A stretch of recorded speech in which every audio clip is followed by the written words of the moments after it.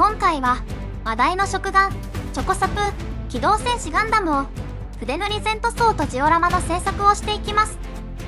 ぜひ最後までご視聴いただけると嬉しいです。皆さんこんにちは。マシコユプラモチャンネルのマシコユです。さて今回主役となるのがこちら、チョコサプ機動戦士ガンダム。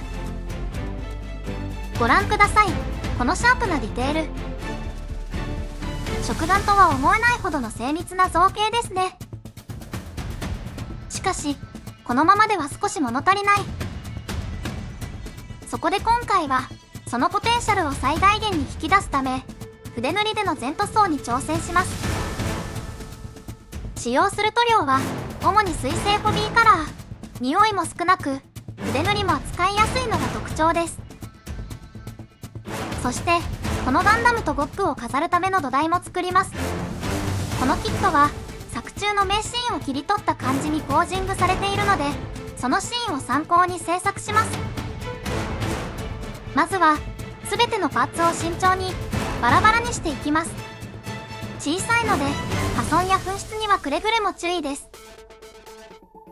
次にパーティングラインやゲート跡を400番から800番のカビヤスリで丁寧に処理します。この一手間で仕上がりが格段に変わります。ガンダムのアンテナがかなり厚みがありちょっと気になったので、デザインナイフでカットして厚みを減らしました。シャープになっていい感じ。さあいよいよ塗装です。筆塗りでの全塗装は久しぶりです。1色目はグランプリホワイトを全体に塗っていきます。まず塗料を瓶から小皿に少量移して筆先を軽く湿らせます。余分な水分はキッチンペーパーであらかじめ落としておきます。塗料を筆先に少量取り、パーツに薄く何度も重ねて塗っていきます。一度で濃く塗ろうとするとムラになりやすいので、焦らず乾燥を待ちながら重ねていくのがポイントです。筆の運びはパーツの面に対して一定方向に動かすと筆ムラを最小限に抑えられますよ。白を全体に塗ったことでこの後に塗る黄色や赤の発色を助けてくれます。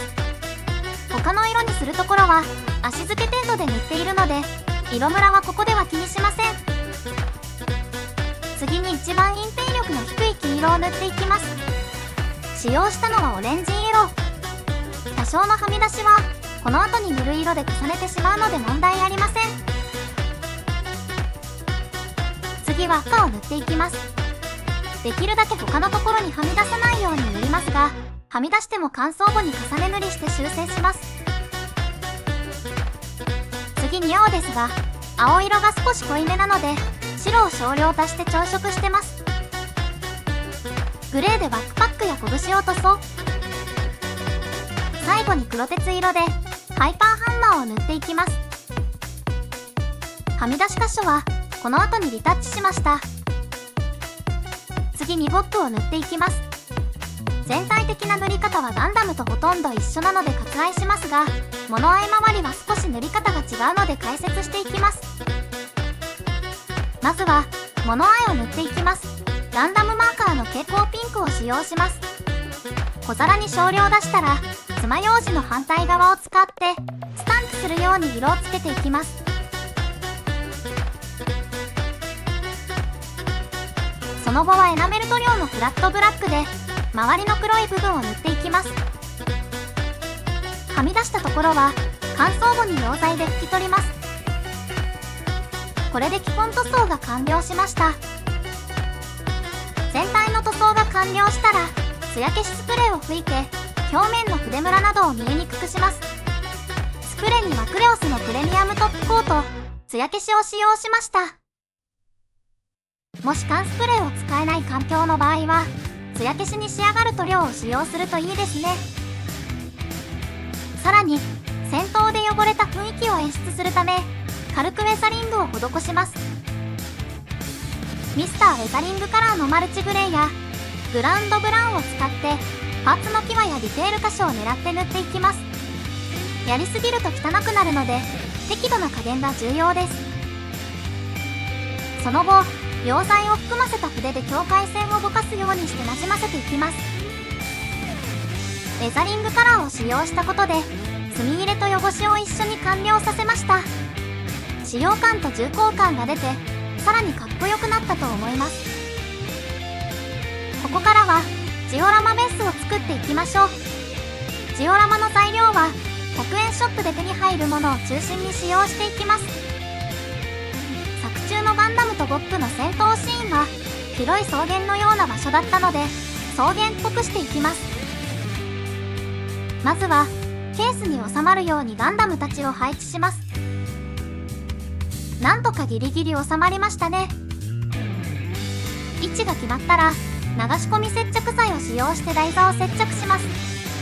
このクリアケースはプラ用の接着剤で接着できる素材だったので良かったです。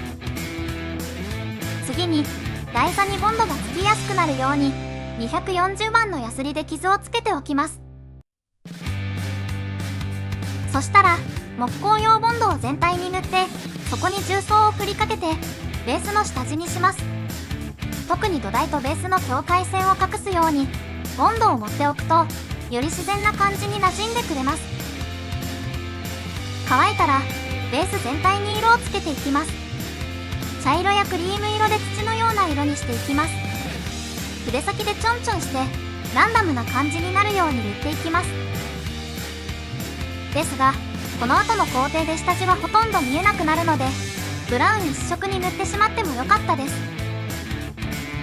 塗装が乾燥したら水で薄めたボンドを全体に塗っていきます。その後ダイソーで売っているジオラマ用の草を全体に振りかけます。一色だけを使うより複数の色を組み合わせるとよりリアルな感じに仕上がります。今回は濃い緑を少なめに一番薄い色を多めに混ぜてみました。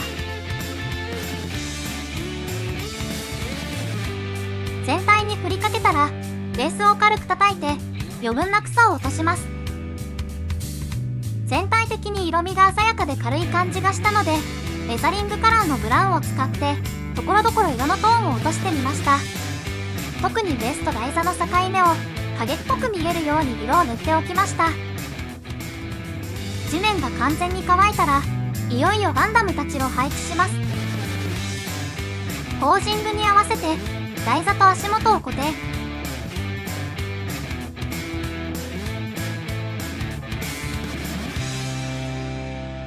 これで小さなジオラマが完成です。どうでしょうか、この臨場感。まさに手のひらの戦場ですね。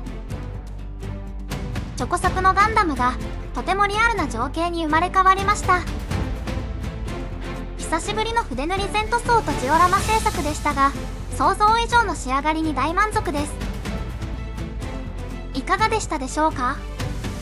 筆塗りって難しそう、ジオラマって大掛かりなんじゃない、そう思っていた方にもこの動画が模型制作を始めるきっかけや新たな挑戦へのヒントになれば嬉しいです。皆さんもぜひ身近な食玩やミニフィギュアで自分だけの小さな世界を想像してみてはいかがでしょうか。この動画が面白かった、参考になったと感じていただけたらぜひ高評価とチャンネル登録をお願いします。コメント欄で感想や作ってほしい模型のリクエストも募集中です。それではまた次回の動画でお会いしましょう。最後までご視聴ありがとうございました。